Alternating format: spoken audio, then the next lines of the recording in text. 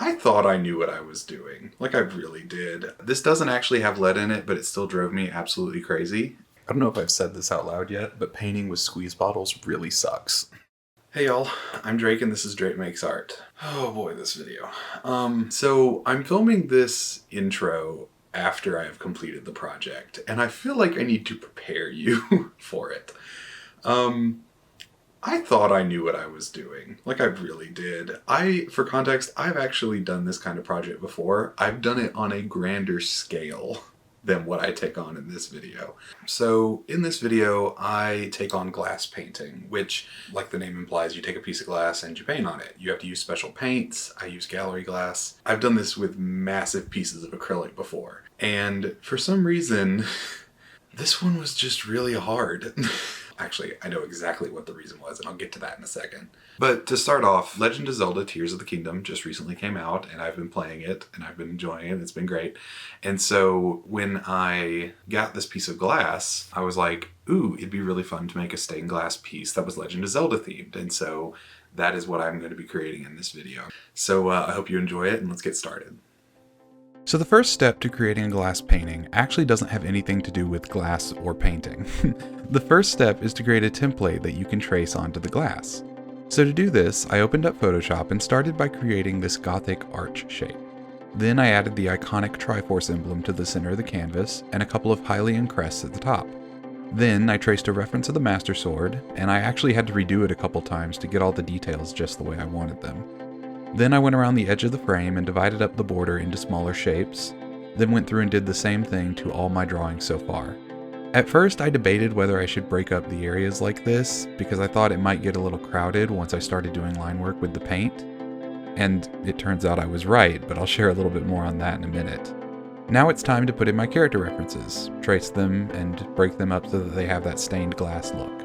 Die-hard Zelda fans will notice that the references I'm using for Link and Ganon are from the Tears of the Kingdom, though I've taken some liberty with Link's outfit and put him in his classic green tunic and cap. My reference for Zelda is from Breath of the Wild, and the reason I chose this reference is because I wanted each of my three characters to have a different dominant color, and with this reference, Zelda can be blue, Link can be green, and Ganon can be red. Once my characters were done, I experimented with a few color ideas for the background and divided it up for the stained glass look, though for some reason I didn't record any footage of that process. And when it was finally finished, I printed the whole thing out and got ready to transfer it to my glass. So at this point, you're probably wondering, like, Drake, you acted like this project was awful, and it doesn't seem like things have been bad so far. It's because they haven't, but we're about to get into the hard part. And it's all because of this bottle right here. This is liquid leading. It should be called liquid evil. In all seriousness, this doesn't actually have lead in it, but it still drove me absolutely crazy. It's a squeeze bottle, as you can tell, which means you have to squeeze the bottle to make paint come out of this little nib. At one point, I remember saying while I was doing all this, you know, doing paint with squeeze bottles just sucks. Like, it's really hard.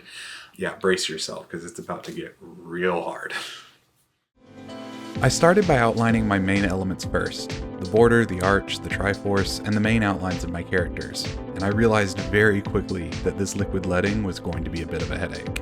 Okay, so I just finished my first set of leading lines, and it was a lot harder this time than it was the last time I did it. It's very thick, it's very gloopy. I'm having to squeeze the bottle so hard my hands are shaking. And it's very, very difficult to maintain a consistent line. Yeah, definitely not my best work, but it is what it is at this point. I'm trying. Because the leading was so thick and gloopy, I decided to nix the interior line work on all of my characters in major elements. So all the lines that broke the image up into those small bits of stained glass, I decided to get rid of them. And only keep the fractured look for the background and border. I started with the detail work on my characters and the Hylian crests, then moved on to the little lines in the background. By the time I finished, my left hand was so sore from gripping the bottle of leading that I had to switch to a two-handed method. And this actually kind of helped with keeping a steady line because my hands weren't shaking as much, but it was still really hard to keep a consistent flow, which made my lines vary in thickness in ways that I really didn't want. After letting the line work dry overnight, I started on the color. And this was probably the most satisfying part of the process by far, because it was basically like coloring in a coloring sheet, though it was a lot easier to stay inside the lines because the lines were 3D and popped out of the page. There's just something super satisfying about watching that white space fill up with color that just, like, it makes my heart happy. Also, these smaller bottles weren't as hard to grip as the big bottle of leading was, so it was a lot easier to control the flow of the paint and make sure it only went where I wanted it to. After letting everything dry overnight, I came back to the piece, and you'll notice that the colors have dried significantly darker than they went down, which wasn't really a surprise to me because I've worked with these paints before, but I noticed that the paint also, like, deflated and pulled away from the leading lines, leaving these unsightly gaps in the design. So I went back over these spots with a second coat just to make sure everything was fully colored.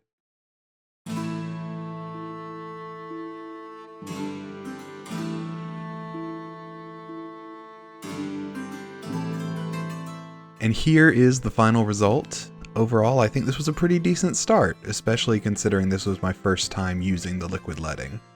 I think I'd like to give this kind of project another go, so if you have any ideas what I should make for my next stained glass painting, please let me know in the comments. I still have quite a bit of paint left over and I'd hate to see it go to waste. If you enjoyed this video, please give it a like, and don't forget to subscribe to see more projects like this. Thank you for watching, and I'll see you next time when we make something new. Bye.